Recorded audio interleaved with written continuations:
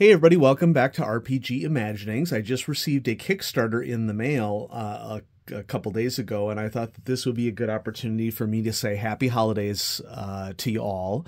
And so the Kickstarter in question is If I Were a Lich Man, 3 Jewish games by Lucian Kahn.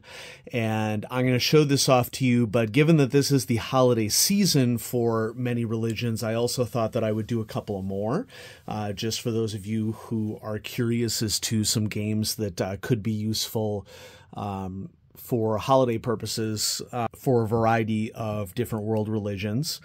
I'm going to highlight If I Were a Lich Man, which is a Jewish-themed game by a Jewish author. I'm going to highlight a Christmas-themed game, and I'm also going to highlight a game that is very close to what could be considered connected to winter solstice and paganism or witchcraft.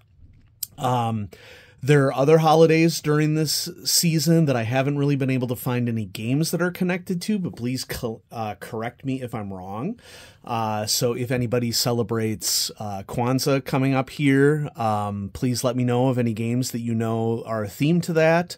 The Hindu holiday of Ganesha is on right now. That's a modern holiday to the god Ganesha. And I wasn't really able to find any Muslim-focused games for this season, largely because there aren't really many Muslim holidays at the end of December.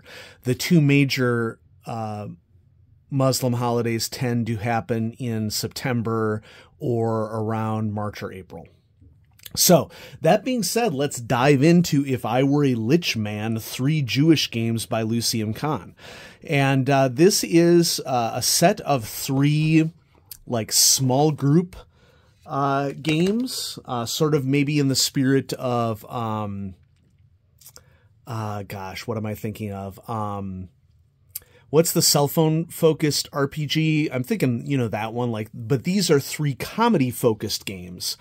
And so this is an example of Jewish themed games that are not going to be for everybody. Okay. So someone who is a conservative Jew or Orthodox Jew, my guess is, now I can't say for certain because I'm not Jewish, but my guess is that conservative or Orthodox Jews are not going to find this as exciting. But for anybody who is interested in Jewish style gaming, what Lucian Kahn had done here is to create games that are based upon many Jewish rituals or holidays, but gave them a lich-like spin for fantasy gaming. And Lucian, of course, spends a lot of time in the book describing how to do a game that is themed off of Judaism respectfully. So he gives his Jewish background. He gives what the games are for. It says here, the trilogy is an offering to Jews, but you don't have to be Jewish to play. Everyone's invited regardless of cultural or religious background. Now, that being said, there are ways that you can do it that are more respectful. Okay. And he gives advice on that in the book. Yeah. Some notes on the authors and artist, 2 of which are trans. And so we are also getting trans representation here, which is awesome. Lucian is probably best known for his game Visigoths versus Molgoths. So that might be a reference that some of you might recognize. So here's our cultural primer that was done by James Mendez Hodes, that describes a little bit of the meaning of mitzvahs in Judaism. These games are full intentional allegories between fantasy beings and real-world groups. Not all games do this intentionally, but this game does. In this one, liches allegorically represent Jews, but it's up to you whether Judaism actually exists in your fictional setting. And it gives some advice for non-Jews as to how to be respectful. And then we have details on each of the games. So the first game, If I Were a Lich Man, is a tragicomedy. Think of Fiddler on the Roof meeting Waiting for Godot. Okay. And this is a game about a role-playing game about the liches deciding what to do about their phylacteries. And there are 4 primary liches in the game, each of them that represents different perspectives. Okay, and then the next game is Same Bat Time, Same Bat Mitzvah. And so this is a goofy game that is sort of to be intended to played at bar or bat mitzvahs. And you take on the roles of different characters within a crowd, each of whom has a different personality. And I think that this is a guessing game a la Werewolf, where you sort of have to figure out who's who within this particular, who's the vampire in this game is who you have to figure out. Okay. And then the last one, Grandma's Drinking Song, is part of Lucien's backstory. His family were bootleggers in New York City in 1930. And so in this game, this is a happy, melodramatic musical comedy in which players are taking on the roles of, let's double check here. Okay. So we are taking on sort of rituals that are associated with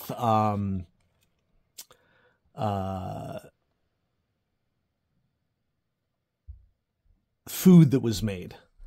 And so if we look down here, themes of alcohol use, law enforcement for flirtation to avoid arrest, financial difficulties, challenges for new immigrants. And so part of this is, onions and potatoes were early parts of their staple diet, various scenes that you go through in the game.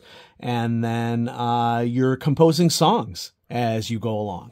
And so this one is a little bit more lighthearted, and it gives you some tips for the songwriting if you need those tips.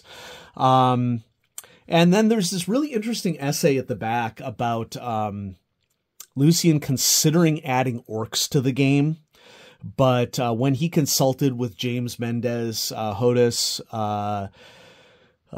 James indicated that there were some risks associated with including orcs as another anti-racist allegory in the game, given that orcs have often been a racist allegory in many, many fantasy games.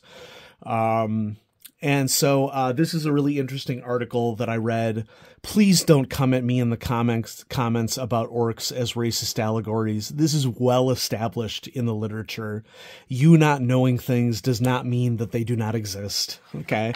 But another interesting aspect of this is that Lucien really wants you to experience aspects of Jewish culture. And so the game comes with 4 little dreidels that you spin as a result of the gameplay, which of course, the creation of clay dreidels is a huge part of Hanukkah. Now, unfortunately, Hanukkah has passed in December this year, but I still thought that I would highlight it because I just got the Kickstarter, and my guess is that Lucien would have preferred for the game to release before Hanukkah happened, but that didn't happen. And then you get these really nice cards that come with the game that allow you to play the different things. And so that's our first holiday game, If I Were a Lich Man by Lucien Kahn, 3 Jewish-themed games. Cool.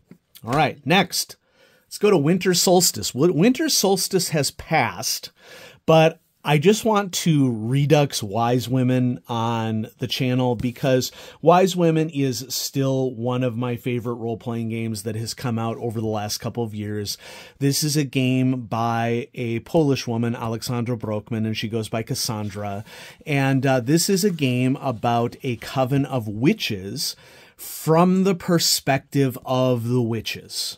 Okay. And so this has roots in Polish folklore, Polish Christian folklore, but it also has roots in paganism as well. And there are direct references to Winter Solstice within the game, and so I thought that this might be a good game to showcase for those of you who are more interested in other holidays, whether pagan holidays or witchcraft.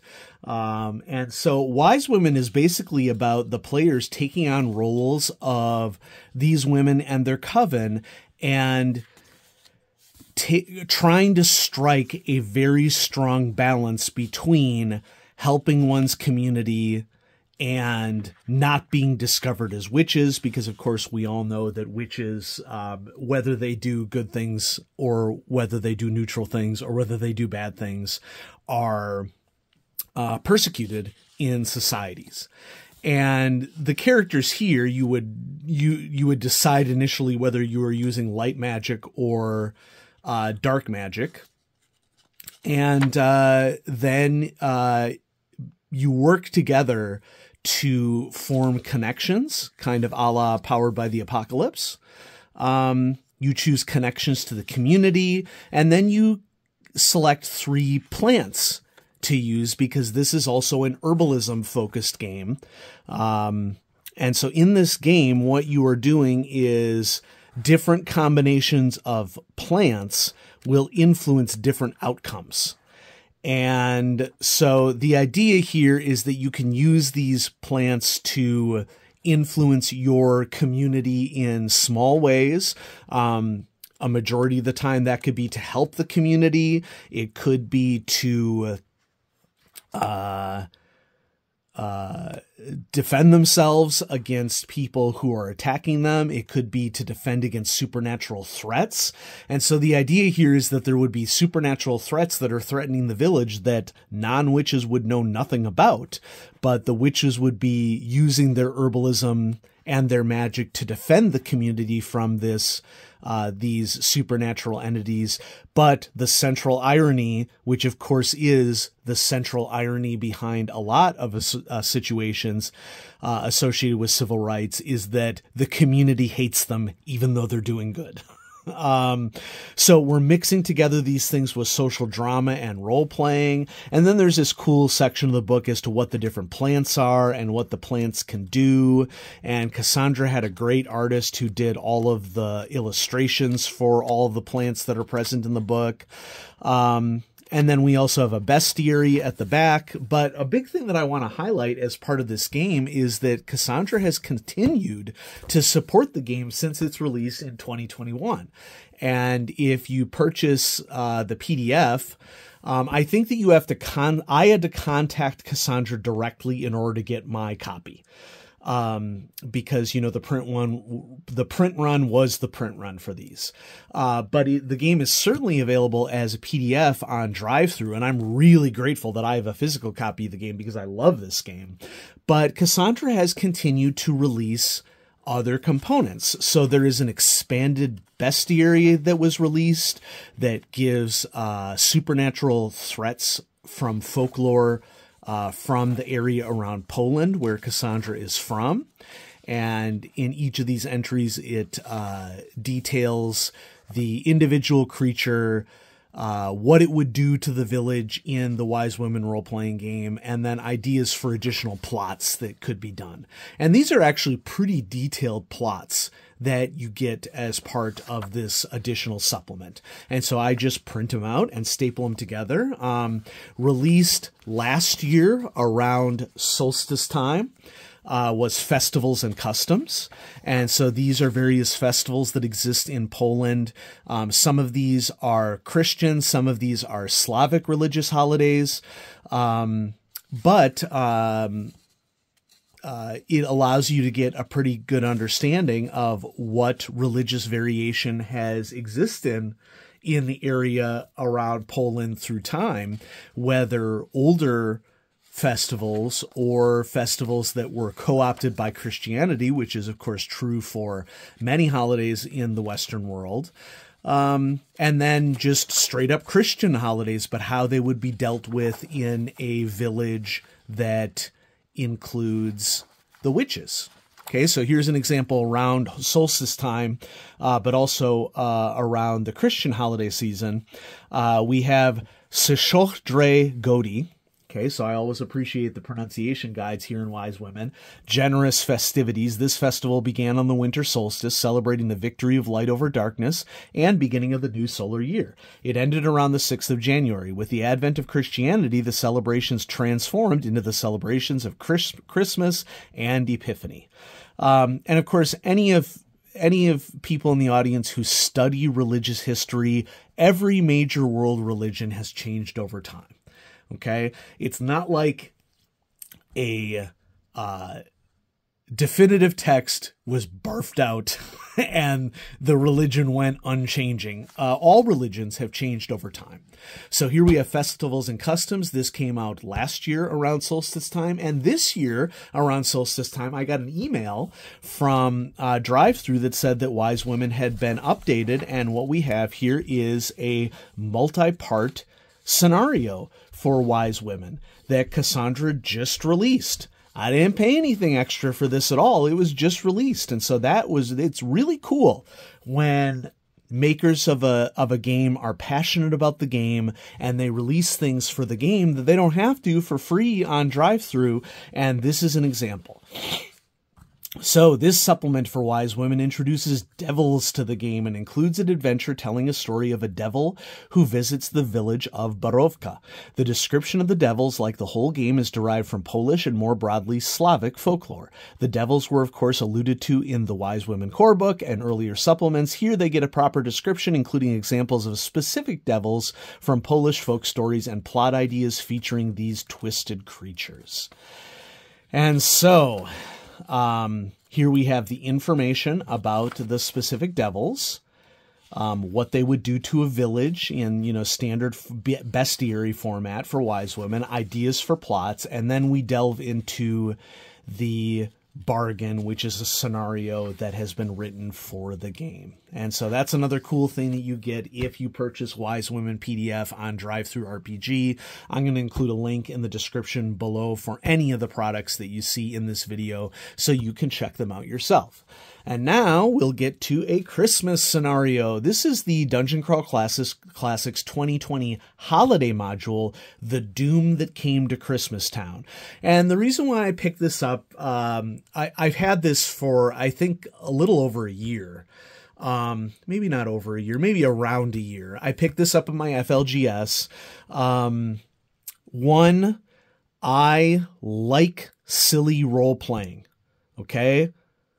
Please don't sue me. Okay. Folks, we can like what we like. All right. But I do like silly fantasy role playing. And so you can see we have some silly fantasy role playing with a peppermint worm here on the cover. Okay. I am a big fan of Castle Greyhawk for first edition. I know Castle Greyhawk rubbed a lot of people the wrong way, but I don't really have any sympathy for them because we need to have a sense of humor about our hobbies, folks. Okay.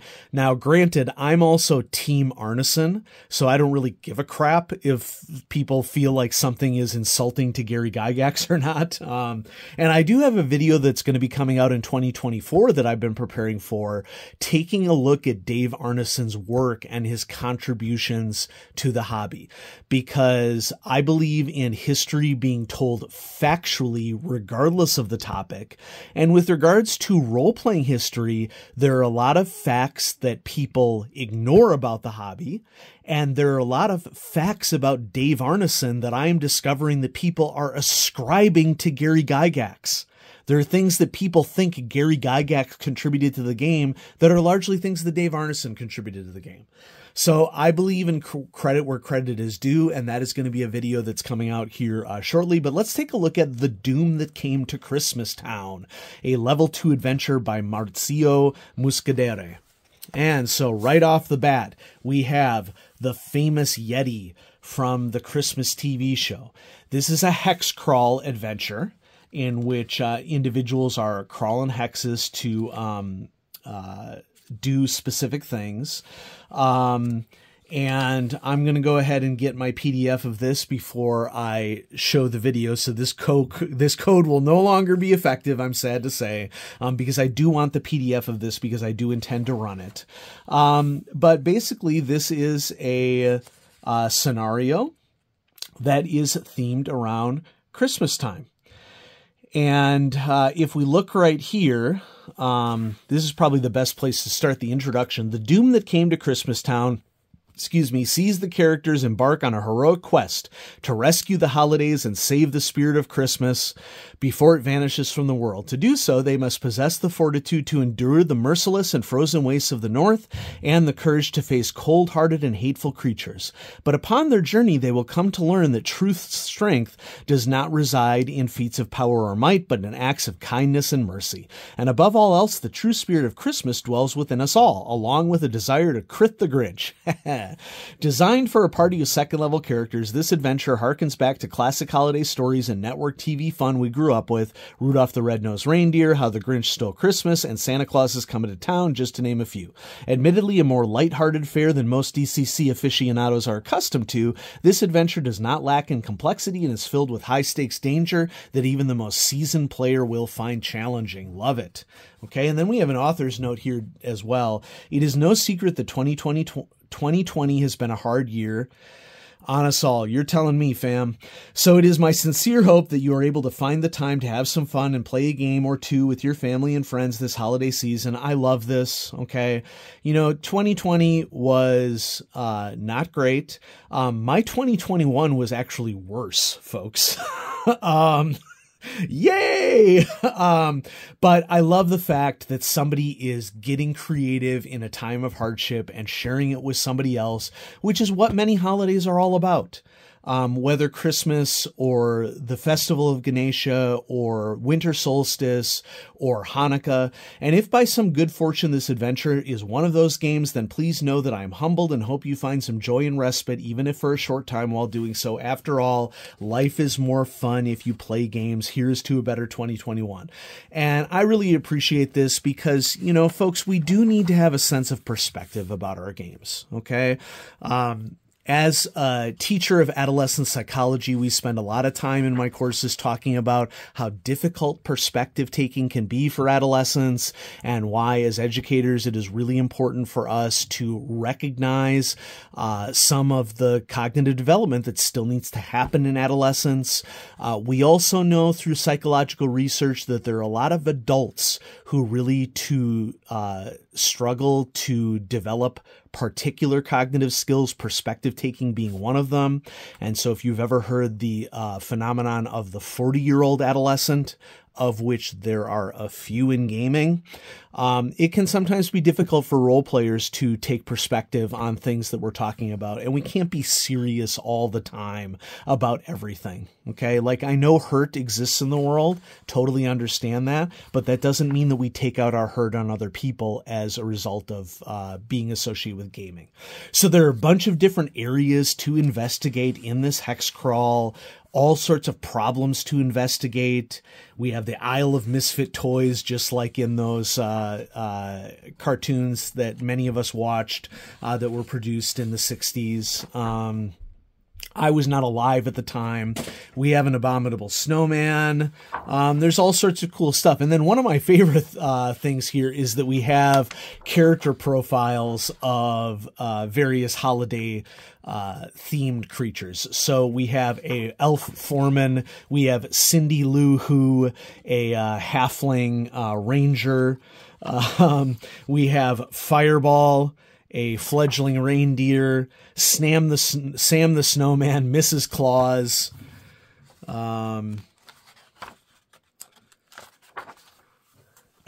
Kluger, and Winter. And so this is more of a secular take on Christmas, but it's pretty cool. And I bought this at the FLGS because the FLGS that I normally patronize in my hometown, we want to make purchases there if we're playing there. And so every time we were playing there, I would peruse the shelves and find something to purchase to support them.